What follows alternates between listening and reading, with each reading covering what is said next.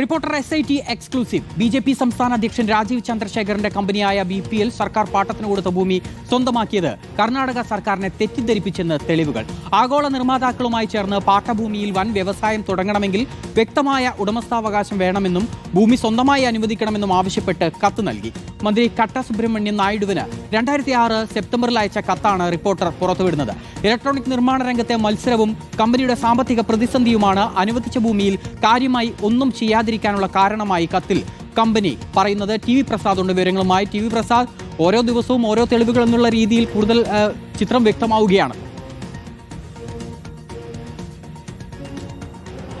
അതുതന്നെയാണ്, നിരവധി തെളിവുകളാണ് ഇത് സംബന്ധിച്ച് പുറത്തേക്ക് വരുന്നത്. വിനേഷ്, നമുക്കറിയാവുന്നതുപോലെ 1995 രാജീവ് ചന്ദ്രശേഖറിൻ്റെ കമ്പനിയായ BPL അവിടെ വ്യവസായം തുടങ്ങുന്നതിനാവശ്യമായി ഭൂമിക്ക് വേണ്ടി അപേക്ഷിക്കുന്നത്. 500 ഏക്കർ ഭൂമിക്ക് വേണ്ടിയാണ് അപേക്ഷിച്ചെങ്കിൽ പോലും അവസാനം 149 ഏക്കറാണ് കൈമാറി കൊടുക്കുകയും ചെയ്ത് കർഷകരുടെ കയ്യിൽ നിന്ന് വളരെ തുച്ഛമായ വിലയ്ക്കാണ് ഈ ഭൂമി സർക്കാർ അന്ന് ഏറ്റെടുത്ത് പാട്ടത്തിന് രാജീവ് ചന്ദ്രശേഖറിൻ്റെ കമ്പനിക്ക് കൈമാറുന്നത്.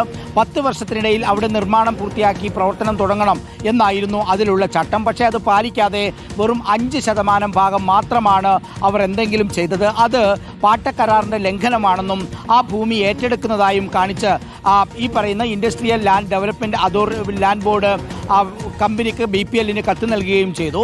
ആ കത്തിന് പിന്നാലെയാണ് 2006 സെപ്റ്റംബറിൽ മറ്റൊരു വഴിയിലൂടെ ആ ഭൂമി സ്വന്തമാക്കാനുള്ള നീക്കം തുടങ്ങിയത്. അതായത് നേരത്തെ നടത്തിയ ബിസിനസ്സിൽ വലിയ രീതിയിലുള്ള സാമ്പത്തിക പ്രശ്നങ്ങളുണ്ടായി. മാത്രമല്ല, ഇലക്ട്രോണിക്സ് മാനുഫാക്ചർ രംഗത്ത് വലിയ കോമ്പറ്റീഷനാണ് ഉണ്ടായത്. അതുകൊണ്ടാണ് ഇത് പൂർത്തീകരിക്കാൻ പറ്റാത്തത്. ഇതിപ്പോൾ ആഗോള തലത്തിലുള്ള വലിയ കമ്പനികളുമായി ചേർന്നുകൊണ്ട് ഒരു വലിയ യൂണിറ്റ് ഇവിടെ തുടങ്ങാൻ ഉദ്ദേശിക്കുന്നു. പക്ഷേ അവർ പറയുന്നത് അവരുടെ ഉടമസ്ഥ അവകാശം അത് സ്വന്തമായി വേണം എന്നുള്ളതാണ്. അതുകൊണ്ട് ഭൂമി അനുവദിക്കണം എന്നാണ് ഈ കത്തിൽ പറയുന്നത്. പിന്നീട് ഇതൊന്നും ചെയ്യാതെയാണ് ഈ ഭൂമി 313 കോടി രൂപയ്ക്ക് മറ്റ് കമ്പനികൾക്ക് മറിച്ച് വിറ്റത്. വിനേഷ്, ശരി. TV പ്രസാദാണ് തിരുവനന്തപുരത്ത് നിന്ന് വിവരങ്ങൾ നൽകിയത്.